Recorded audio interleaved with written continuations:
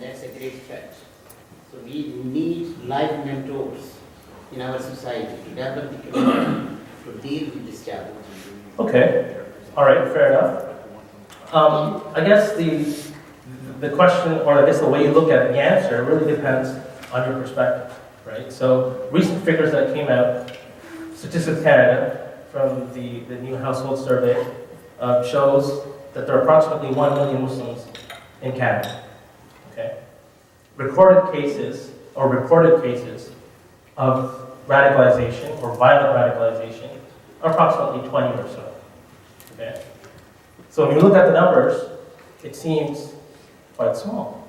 Out of 1 million people, you have 20 kids, 20 young adults who go off the rails and do something which is unacceptable. It seems like a small number. But on the flip side, even if it is a small number, you can see what kind of effect it has on our community. Right?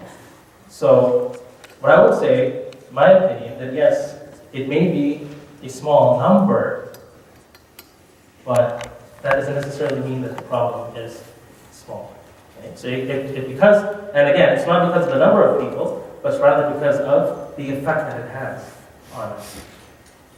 Most likely through no fault of our own, but because of all of this, right? So we know what kind of follow-up we have. We know what people start thinking about Islam. We know what start going through people's minds about Muslims, and this all has an effect on how people perceive our faith, how they perceive us, and then how they behave afterward.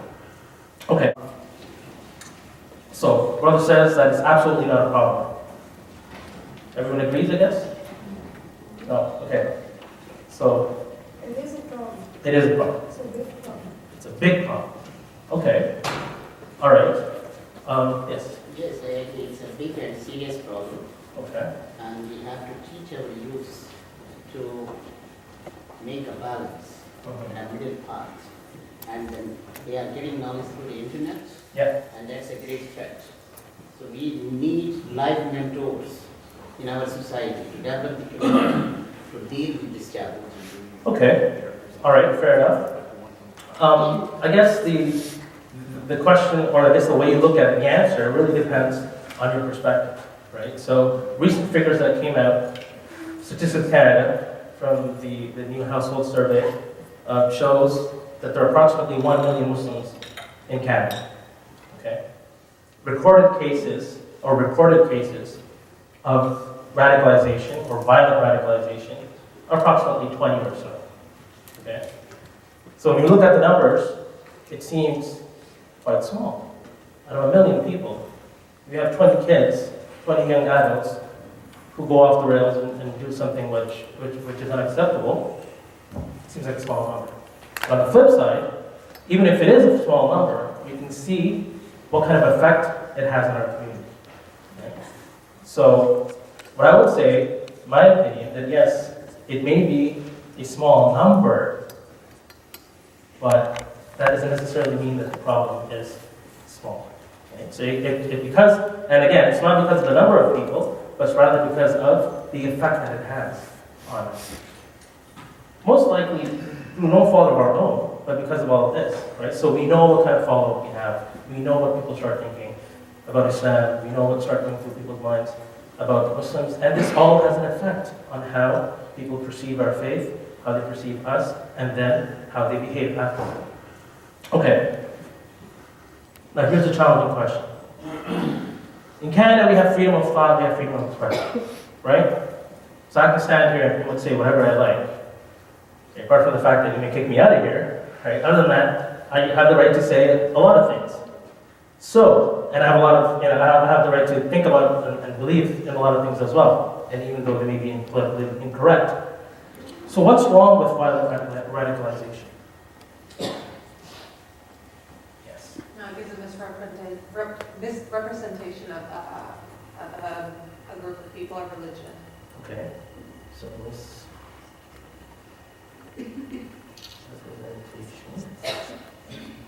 All right. Anyone else? So why is it considered something bad? Yes. It results in like a lack of consideration for others around you. Okay. So hurts others? Or can hurt? hurt others, I guess. Yes. Violent acts that result from its are harmful, not necessarily the conservative theology behind it. Right. So the acts that result in harm. Any others? They are so far from what we believe in, so it's totally opposite of what we believe. Okay. So against teachings.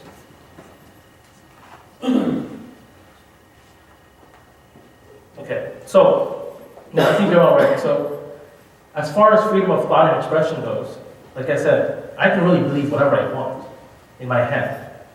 And nobody can control that. The government can't tell me that you can't think this, or you can't believe this. Right?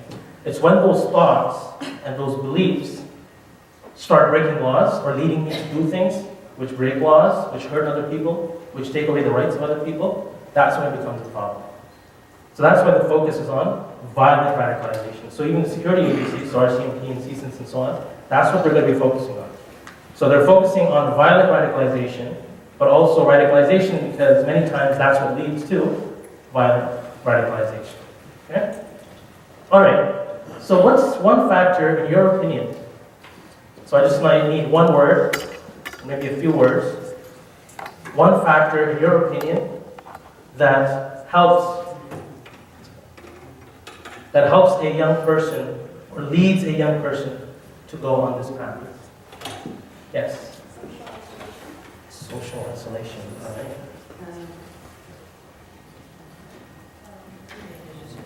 Let's go ahead.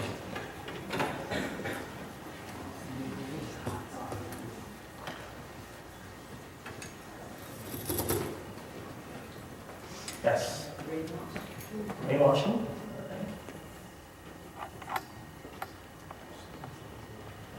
Let's go.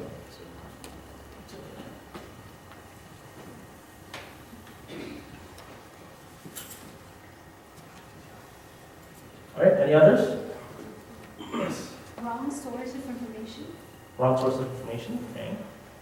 How do I turn this into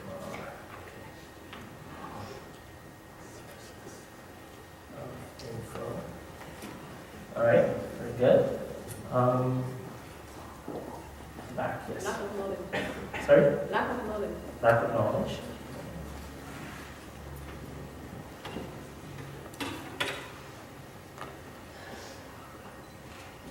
You know?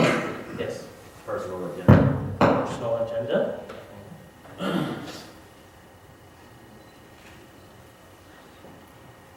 Yes. Media. All right.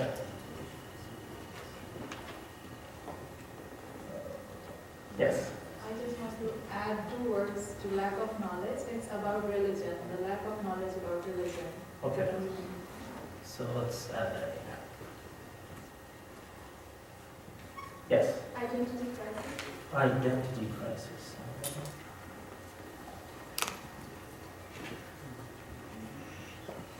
Yes. Like anger from what's happening to Muslims around the world, but not knowing how to deal with it. Yeah. So let's say foreign policy or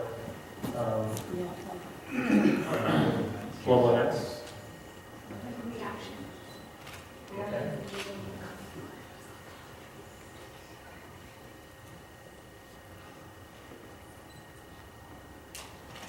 Yes. Misunderstand.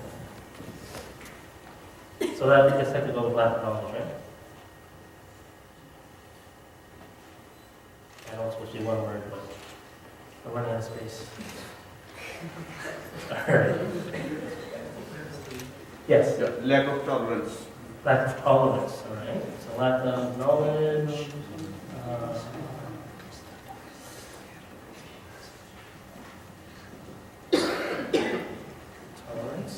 All right, two more? Yes. Like sometimes background problems, so like personal issues or a broken family. Sure. Okay.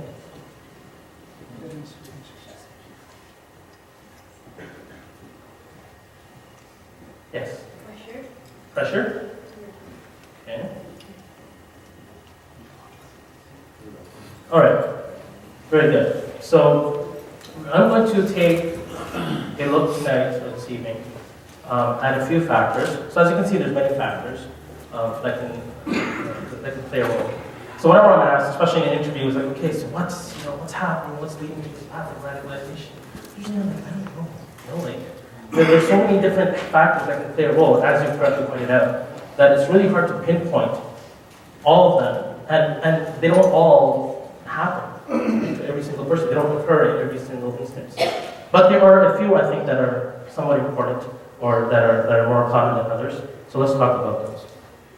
So number one, dissatisfaction. Okay, so when we talk about anger, when we talk about global events, it's no secret, right? There has been oppression at the hands of Western powers.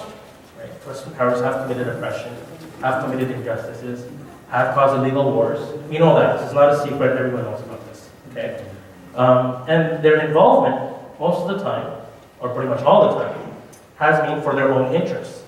Okay? So look at the wars in Iraq and Afghanistan, and many other types of involvement that we see from the Western powers. And in many ways, it has not been very good. Right? So as I was talking about today, the khutbah, right? So tens of thousands of people killed, right? Muslims mostly, who have been killed. Vast majority of them innocent civilians. We were talking about like innocent, totally innocent people, okay, who have absolutely nothing to do with what's going on. They're celebrating a wedding, they're doing something, and all of a sudden there's a drone strike, there's a bombing, and boom, like your wedding party's gone, half of your family's gone. Right? So this is serious stuff.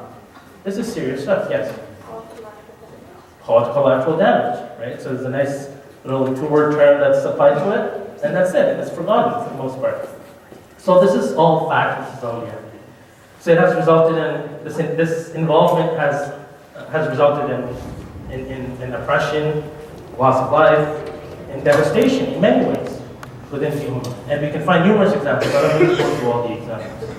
Okay? Now when we hear about these things, when we hear about all of this, and I just listed a few, what do we feel? What's the feeling? And especially if you hear about it over and over and over again, because it's happening a lot, what's the feeling that we get? Helpless. You feel helpless? Feel angry? Feel upset? Sorry? You feel bullied? Okay? Yes, absolutely, good point. Okay, so it's natural to feel upset, it's natural to feel angry. And then, for some, it goes one step beyond that.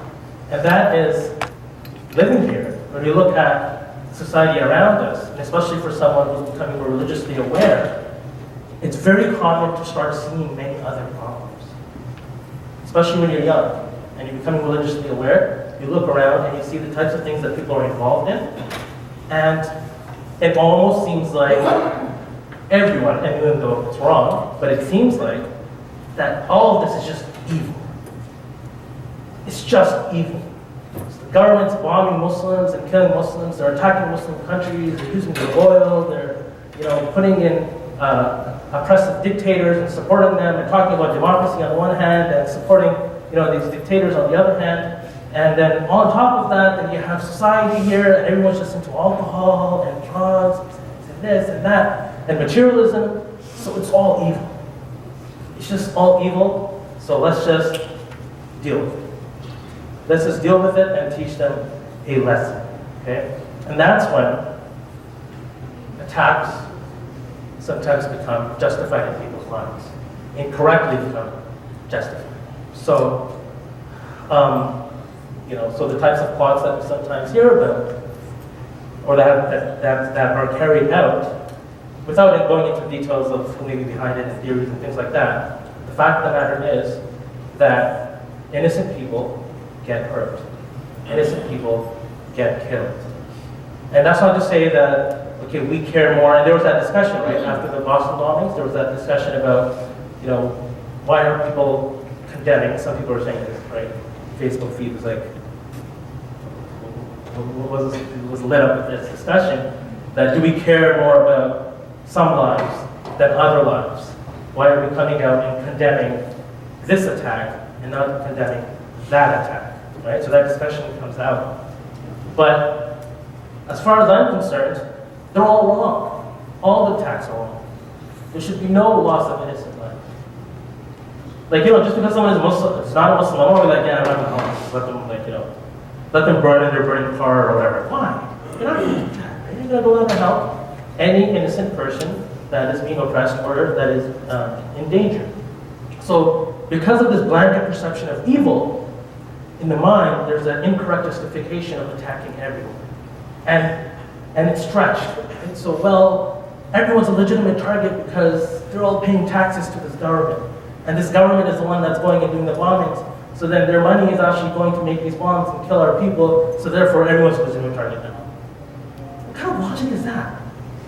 What kind of logic is that? I mean, look at the time of the Prophet ﷺ, right? And the Muslims. And after that as well.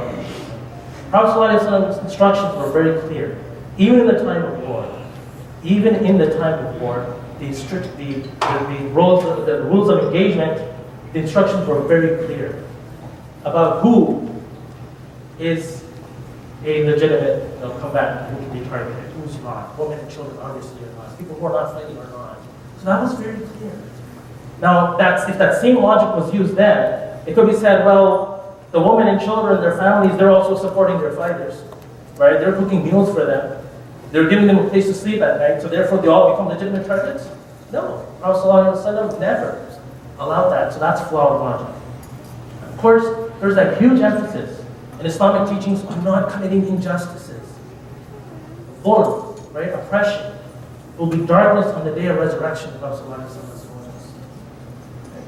Think about taking one innocent life, taking the life of someone who was innocent. That's serious. That's very serious. Even one life. Even one life, if a person takes wrongfully, that's very, very, very serious. Because it's not legitimate. And we have no right to do that. Again, at the time of the Prophet ﷺ, if there was someone who on the battlefield said, Ashhadu an la ilaha illallah, Ashhadu anna Muhammadan Rasulullah, command was, don't touch them. Don't touch them. You don't know what's inside their heart. They may be just saying it to get away. They may be just saying it because they don't want to get hurt. They don't want to get caught. They don't want to get killed. But at the same time, Prophet ﷺ's instructions were that you don't know what's inside a person's heart. So you don't know if a person is actually supporting something or not. We live in a democracy, right? The person who may be getting hurt, getting killed, may have been supporting your cause, may have been totally against all that the government is doing. So this logic is totally perverted and has no place whatsoever should have no place whatsoever in the mind of a Muslim. So that's the first issue that I find. The main driver. And this is something that we talk about. There's been criticism of some of the imams that, okay, we're coming out very strongly and saying that they should work with authorities and this and that, and we're not, telling them like it is, and we're not talking about the foreign policy. No, that is something that is said, and that is something that is discussed. So when the community leaders, faith leaders have meetings with law enforcement agencies, for example, people in the government, with members of parliament, different officials, this is very clear. And they know that very well, that foreign policy, the engagement of a country, of a government, in a foreign land, in a Muslim country, for example, in our case, does play a role in these matters. Because that is, many times, the justification that is used, right? It's like, if that's not there, it's like sucking the oxygen out of the room, right? You can't light a fire there, right? So it's one of the main driving factors, one of the main causes, unfortunately. Okay, second, identity and belonging. Thank you. How many people here consider themselves to be a Canadian? Okay, thank you. What happens sometimes that I've found, and I've seen children do this and having these conversations, they'll say, oh, we don't do this and that, Canadians do that. As a Muslim, I don't do X, Y, and Z, but Canadians do. Okay? And that's very, very problematic in my mind. Okay? Because what's happening is that many times people will see the evils that I was talking about, so the evils that exist in society or the evils that they feel the government is committing, and then associate that with the place itself, with being Canadian. Okay, so all of a sudden, being Canadian means that you support all of these things. That you actually want to be a part of all these things which may be contrary to Islamic teachings. And I actually thought about this question, because last year, or the year before, I believe there was a Jummah, there was a Friday that fell on Canada Day. So I said, okay, that's a good topic for a khutbah. So I was like, okay, what does it mean to be a Canadian anyway? Like seriously, what does it mean to be a Canadian? There was one imam who asked this question on Facebook, and he started having answers like having Timbits for a star, and I don't know, things like that, okay? So, praying on the ice rink, having Eid prayer at an ice rink, we did that, right, in Kingston last year. So what does it mean to be a Canadian? What are the values? Because that's, if we understand that, then we can figure out, okay, is it okay to call ourselves a Canadian or not? Okay, so what I did was, I went to the Citizenship and Immigration Canada website, and there they actually have a guide where they talk about the values of Canadian citizenship.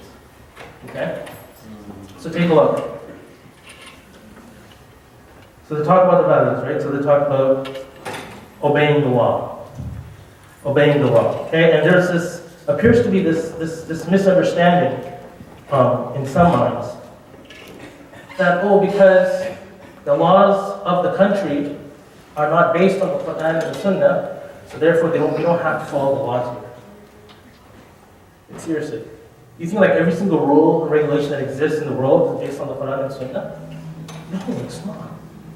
It's not. And even in Islamic countries, meaning under typical, ideal, whatever you want to call it, Muslim rule, there are some things which are prescribed by the Quran and the Sunnah, but there's many other things that the ruler, the government has the authority to develop laws for. I mean, what are you going to do? Speed like 200 kilometers an hour on the 401, like what's on the Quran and Sunnah? Like, it doesn't make any sense. The Prophet ﷺ has actually said that it is obligatory upon a Muslim, actually I have that on a future slide. There it is. It is obligatory upon a Muslim to listen to the ruler and obey whether he likes it or not. Except when he is commanded to commit a sin, then there is no adherence and obedience. لا طاعة لمخلوق في معصية الخالق. Right? So when it comes to following the creation of Allah subhanahu wa ta'ala, if it's for the disobedience of Allah, then there's no following it. Okay? But apart from that, hadith is very clear. Now the scholars of hadith say that this hadith is general. It doesn't distinguish, as you can see, between a Muslim ruler or a non-Muslim ruler. Although the understanding generally has been that this applies to the Muslim lands or the Muslim ruler. But the scholars also say, and this is an important point until we discuss it further on, the scholars and scholarship and knowledge, in non-Muslim lands, where Muslims, by non-Muslim land we mean countries which are majority non-Muslim, where Muslims are relatively secure, live in peace, like we are doing right now. Like seriously, think about it. How many Muslim countries are there where we would not be able to have this conversation we're having right now? Where the Jummah, right, that we offered, the Jummah prayer that we offered today, and the things that I talked about, would not be allowed. Okay, like just to be clear, like CSIS never contacts me and tells me, oh, you can't talk about this in your khutbah. Okay? We never get directions. Forget about the authorities, even from masjid management. Okay, we have one of our board members here from Kingston. Okay? Nobody ever dictates that, oh, this is what you can talk about, this is not what you can talk about. Okay? So we have so much freedom and security and peace, alhamdulillah, here. So the scholars say, many of the scholars say that many of the injunctions and rulings in places such as this, where we are living safely and securely and peacefully and are able to practice our faith openly, are the same rulings that would apply in Muslim land. Very similar. So the command of following the laws of the land would also apply here as well. That's number one. Number two, the fact that we are here, and especially if you're a Canadian citizen or a permanent resident, for the fact that you have a PR card or a passport, it means that you have undertaken an agreement with the government. You have undertaken an agreement, and there is huge emphasis on living up to your agreements, holding fast to your word, your oath, your agreement. Ya ayyuhalladhina amanu awfu bil uqud. Right? So there's extreme emphasis on that as well. So there's no option. There's no option to say that, okay, I live here, but this law doesn't apply to me.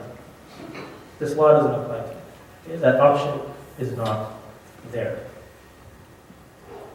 So going back to citizenship responsibilities, right? So that was one of them. Taking responsibility for oneself and one's family.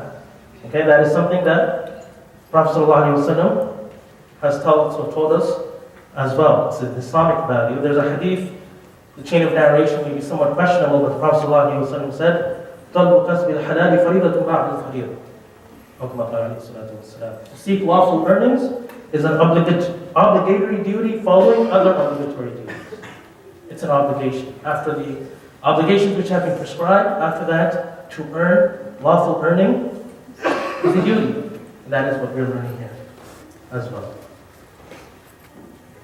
Serving on a jury. Allah subhanahu wa ta'ala says, وَإِذَا حَكَمْتُمْ بَيْنَ النَّاسِ أَن تَحْكُمُوا بِالْعَدْلِ. Allah commands you that whenever you judge between people, to judge with justice. If you're asked to judge, you judge according to justice, and if you feel you judge in a just way, and if you feel you can't do it, then you go to the jury selection and you say that, look, I don't think I'm able to live up to this. Right? And explain that you can't live up to it, that for these reasons you can't do it, and you can be exempted. Voting in election, we talk about this over and over and over again. How we have a responsibility to be engaged, to bring about as much good as possible, to ward off as much negativity and evil as possible. Helping others in the community. يا أيها الذين آمنوا اركعوا واسجدوا واعبدوا ربكم وافعلوا الخير لعلكم تفلحون. Allah subhanahu wa ta'ala says, "O you have believed, bow down, prostrate yourselves, and worship your Lord, and do good. وافعلوا الخير. Do good. Helping others, so that you may be successful." The guidance on helping the needy, helping our neighbors, is very clear. Helping the oppressed. So much emphasis. Even animals, right? We've heard about these ahadith. The person who helps a needy animal, a thirsty dog, for example, even that can be a means of forgiveness and success. Protecting, enjoying our heritage, the environment, first. Allah subhanahu wa ta'ala has taught us respect for the environment and nature. Protecting it. It's a blessing of Allah subhanahu wa ta'ala. So, in brief, looking at the responsibilities of citizenship, you can see that there is nothing here which is contradictory to the teachings of Islam. Now, what really catches people up, gets them confused, is the things that we find in society. Okay? Following the dictates of society or culture is not a requirement of being a Canadian. Following the dictates of society and culture is not a requirement for being a Canadian. Okay, so if people are drinking at a party, you don't have to drink to be a Canadian. Right? If people are dancing at the prom, you don't have to do that to be a Canadian. Okay, my father was quite strict, and he still is somewhat strict. He was here for Jumu'ah. I love my dad. And one of the things, I was having this conversation with him in the car when we were coming here last night. Long, nice conversation. I was like, okay, what would you used to tell me? Because, he was very cultural, very strict. He would tell me, okay, you come home, you change. And you change your clothes, and you look like someone who's looked like him, basically. Okay, like my dad. So, and when he would tell me, he would like, look outside, there's like punks with half their heads like shaved off, green hair, ring and earring, torn jeans, whatever. Like, people are dressing any way they want. Okay, nobody asks them, are you a Canadian or are you not? Okay, just like dress whatever you like. If you want to dress like this, go ahead. You have the right to do it. You're fully a Canadian. Go help your neighbors. Go mow the lawn. I still remember I was talking about this. I said, when I would mow the lawn, the grass would go on the sidewalk. And my dad would force me to say, get the broom and go clean it up. Go clean it up because you don't want to leave something, you don't want to make a mess and leave it on the sidewalk. So that it becomes a hindrance for others and it leaves a bad impression on others. Our neighbor in Montreal was this elder French gentleman. And on Eid and other occasions, he would always take food. Always have friendly relations with our neighbors. People close to us, always helpful to people. Right? So these are the values that we can share and that we can live up to. And following the dictates of society is not a requirement. If there's something you don't want to do and you feel it goes against your faith, you don't have to do it. It has nothing to do with being a Canadian, so we can have our own religious identity. And it's a good thing to have attachment to your land, to its people. Okay, so either you were born here or you came here now and you call this home. Okay, people ask me, I tell them, look, I don't have anywhere else to call home, despite how I look like. Okay, I was born here, I was raised here, this is the only passport I've ever had, I've never lived anywhere else. This is my home. This is my land. This is my country, and these are my people. I want good for them. I want good for my neighbors. I want good for my fellow citizens. And socialize with them. Right? Because the Prophet ﷺ said, there's no good, there's no khayr in the person, who doesn't interact. Who doesn't interact with people, who doesn't socialize. Because if you keep yourself isolated, then how are you going to do, how are you going to promote good? How are you going to encourage people to stay away from evil? Now, how are you going to tell people about Islam? How are you going to, bring about positive change? How are you going to do that living in a cocoon? How are you going to do that living in a cave when there's no one else there in isolation? You can't do that in that situation. So integrate, but don't assimilate. Integrate, but don't assimilate. There's a difference between the two. Right? So integrate into society, become a positive player, take action, positive action, join in, help people out, take part in civic matters. For example, we have these campaigns going on against casinos, because the Ontario government is planning, or is giving the cities the opportunity to host casinos in their communities.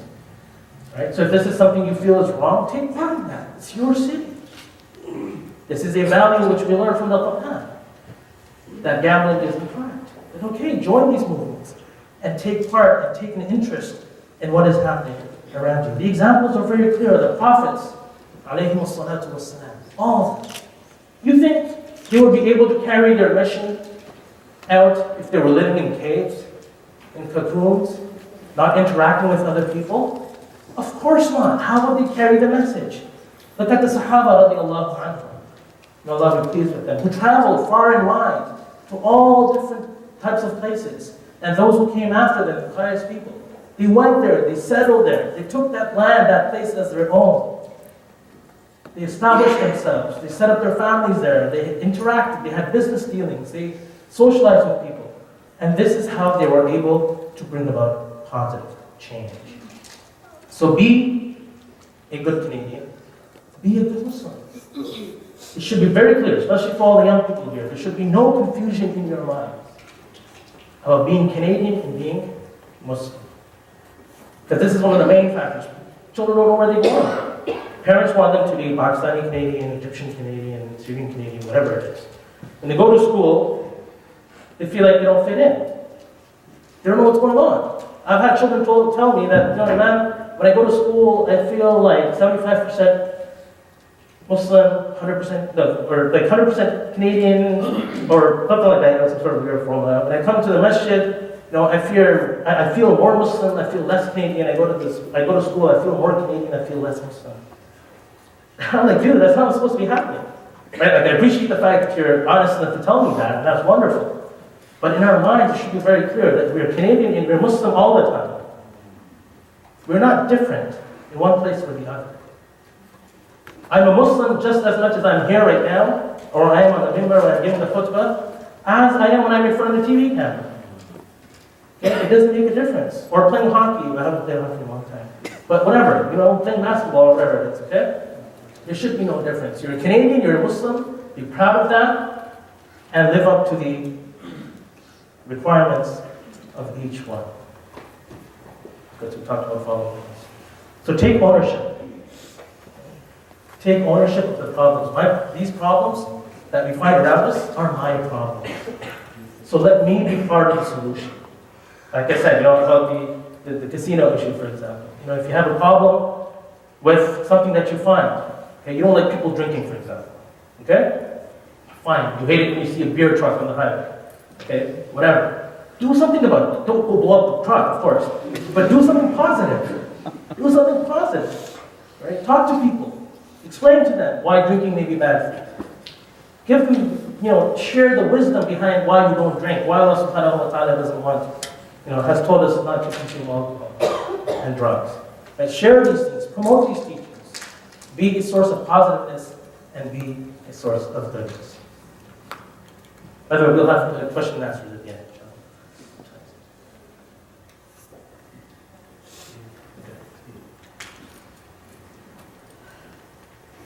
Okay. Islamic guidance. So this is one of the factors that came up as well. Right? So children, youth, adults, everyone. Our deen, our faith, is the most important matter in our lives. The most important.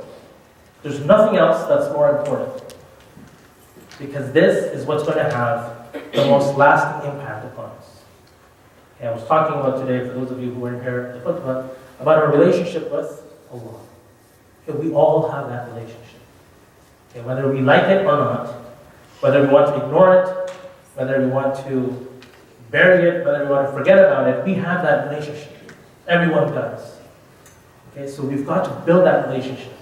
And we've got to do it in the right way, because as I said, it's going to have the most everlasting impact upon us. And taking our deen, our faith, lightly is not a good idea. There's a very good quote from Muhammad ibn Sirin, 8th century scholar known for dream interpretation. He says, this knowledge, al-ilm, is a matter of deen. So be careful of who you take your deen from. This is something very valuable. Be careful of who's telling you what, of where you're accessing it. When you go online, if you're online and you click on a link, and you don't get the website you were expecting, but instead there's an alert, a red page from Google, that says that the contents of this site may be harmful. With that, no entry sign. Okay, click here to continue. Most chances are I never continue that. Seriously, I could definitely do without a virus or some type of malware on my computer. So I get out of there as quickly as I can. Okay, when we get an email, from, I don't know, whatever, it may say it's from RBC or you've won $1 million or whatever it is.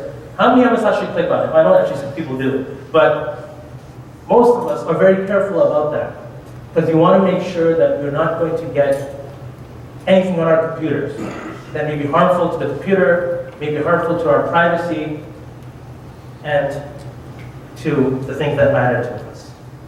But when it comes to getting guidance, we must be even more meticulous than that. You've got to be even more careful when it comes especially to Islamic guidance. So of course the joke is that where do we get our information from? Mufti Google and Sheikh YouTube. And it's true, I'm not making this up. So I was talking to some students and I said, okay, well, it was like one of the first times that we sat together for small halaqah. And I was talking about the importance of gaining knowledge from trustworthy sources. So I said, okay, where do you get your information from? Like if you have a question that comes up, and it comes up to all of us, right? It's like I don't care how non-practicing you may think you are, at some point there's going to be some question that's going to come up, okay? So where do you go for answers? And they're like, I don't know, we just go on YouTube and we search the questions. And I'm like, subhanAllah, and by the way, there's a site called muftigoogle.com, okay? Check it out, I'm serious, I didn't make this by the way, I got it from the website, okay? This is right here. Okay, muftigoogle.com, go see what it tells you when you go there. It's actually pretty good, okay, go check it out. So, what's the solution to getting away from Mufti Google and Sheikh YouTube? Okay, what's the solution? Who do you go to? Okay, that's a major question. So, I'll give you a few points, some criteria. Okay. Number one, people of knowledge who have a scholarly connection. People of knowledge who have a connection when it comes to their Islamic knowledge. They have learned it from someone. They know who that person is. And that person also learned it from someone else. And they know who that person is. You have that chain going back. It's traceable. It's not just someone floating around on the internet posing their views. It's someone who has a connection, who has studied with scholars, with known scholars, whose background is not, a secret, who's not self-taught. Just picked up some books and started reading and then started issuing fatwas. Okay, fatwa. That's not what you want. So make sure that the person you follow has some sort of connection with other scholars and people who are reputable. Number two, this is very important. Preferably, that person should be local. And by local, I mean someone who is familiar to the community, to the place where you live, who understands your circumstances. This is a huge problem, okay? Because look, I have nothing against scholars. First of all, I'm not a scholar. Secondly, I have nothing against scholars overseas, okay? We have some gems, some of our greatest Islamic heritage. My teachers and other people of knowledge are overseas. Okay? So this is by no means a slight upon them. But even they will tell you, many times in genuine, honest, sincere fatwa sites, you'll actually find this answer. They'll say, and this is one of the signs I'll share with the scholar. Now when he does not know, he doesn't make things up. He says, I don't know. And he doesn't feel ashamed in saying that. Okay, and they will say you should consult scholars in your locality. You should consult scholars in your area who understand your circumstances. Preferably local so you can actually see them, you can meet them, you know who these people are, you know what their conduct is like. You know who they hang around with. You know what they teach. It's not a secret. And if you have questions, you can actually sit down with them and have a conversation face to face. You can discuss things with them. So preferably, it doesn't have to be always, but most of the time, always try to find a scholar who is as local as possible.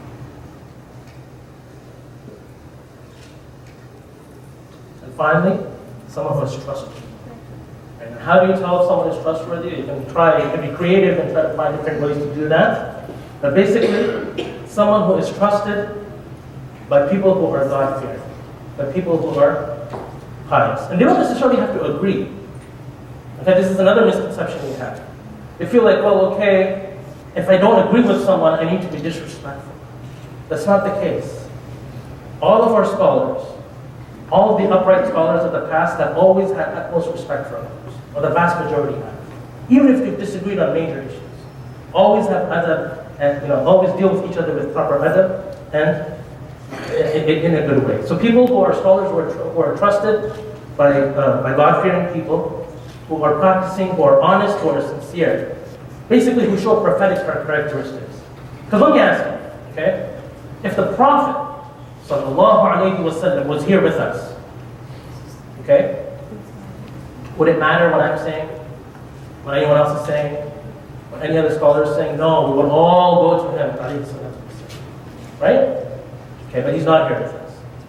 Okay, so now, the best people to go to are those who show the characteristics of the Prophet ﷺ in every way, as much as possible. No one's going to be perfect. Okay, no scholar's going to be perfect. Everyone's going to have, they're all human beings. Everyone's going to have something lacking here, something lacking there. Okay, but look for the people who show prophetic characteristics in their dealings, in the way, the things they talk about, the way they think, the way they preach, the way they behave, the way they talk to people, all of those things. Then for that, you need to have knowledge. You need to read the life of the Prophet ﷺ, study the life of the Prophet ﷺ, read the seerah, understand what he was like. Imagine him. This is what I tell people actually. Okay, a few-step process. Number one, if you really want to do this properly, number one, read the Quran, the translation of the Quran, that's fine. Note down all the qualities of the good people.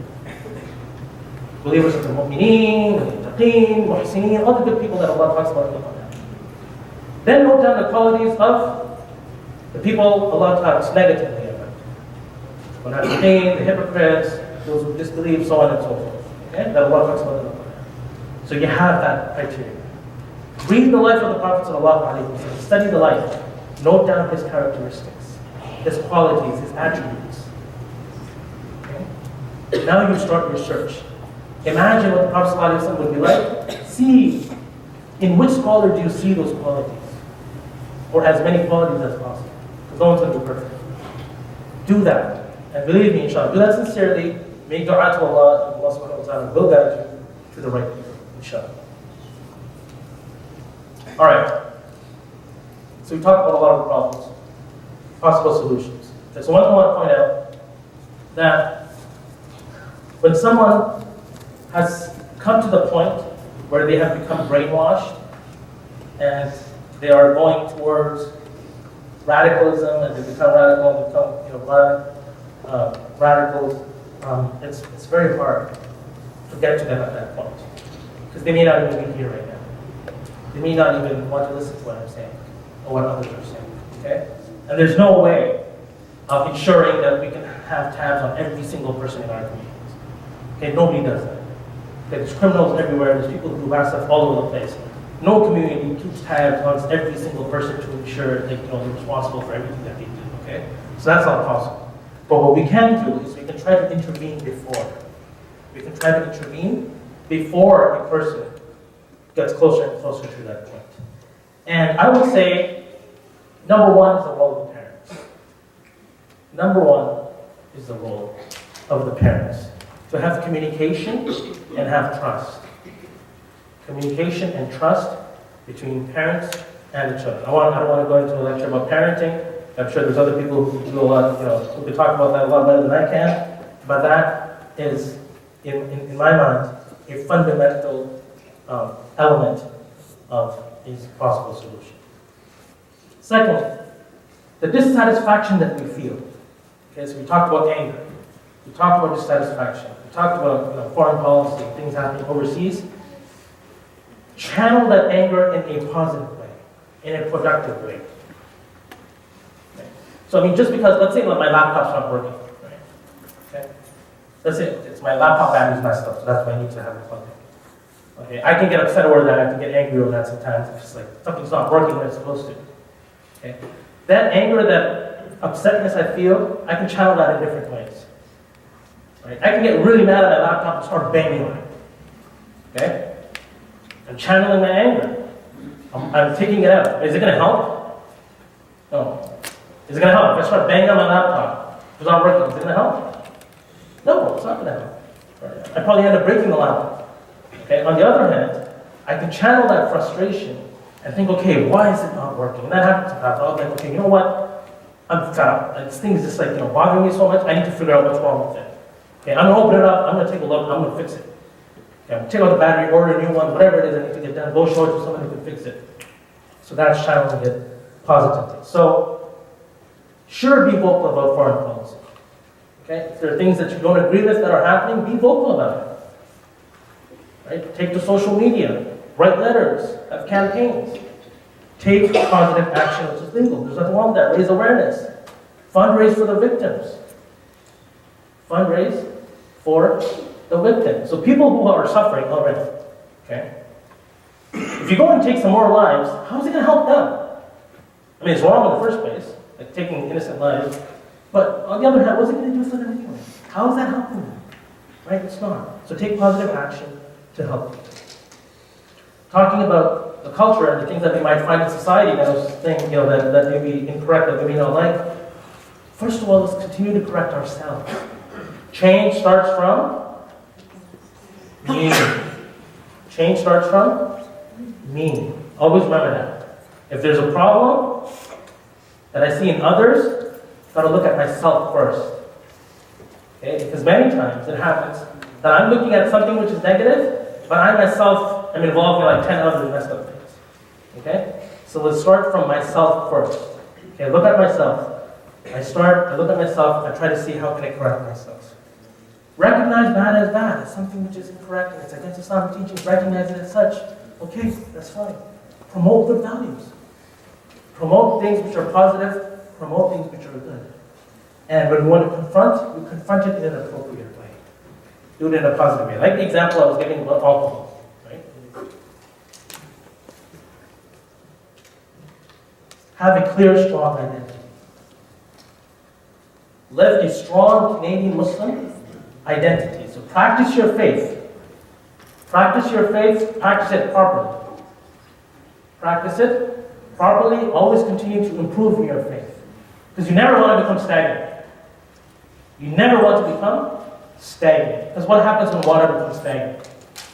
What happens when water becomes stagnant? Anyone? Start smelling. What else happens? Why does it smell? It's like, what happens? Come on, science people, what happens?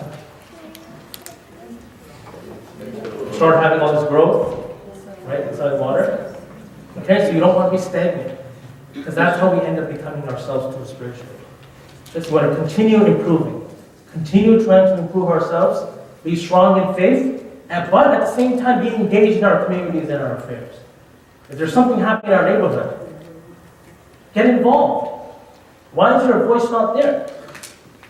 Right? If there's something that's happening in your community, there's an election taking place, there's a call for volunteers, there's a casino being built, whatever it is. Okay, why are you not involved in that? Why is your voice missing? Our voices as Muslims must be there.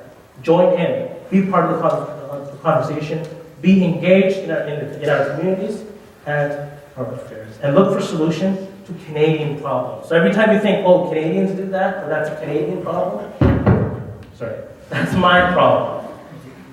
Okay, that's my problem. I'm going to try to find ways to look for solutions. And finally, of course, find good sources of guidance. So identify good scholarship.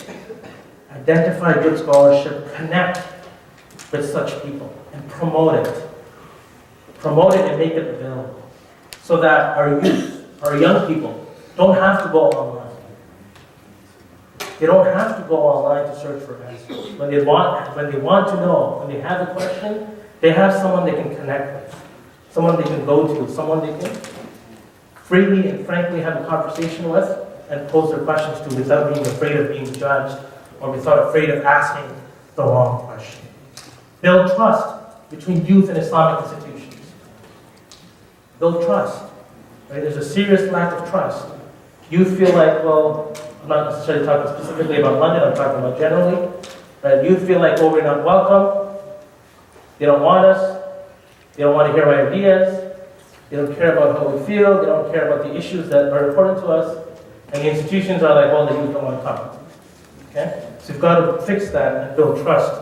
And finally have a clear channel of guidance and education so that we know, all of you know, that when you have a question that has to do with your faith, you know exactly who to turn to, and you know exactly who to get that answer to, or who to pose that question to. So at this point, I think we have, how much time do we have?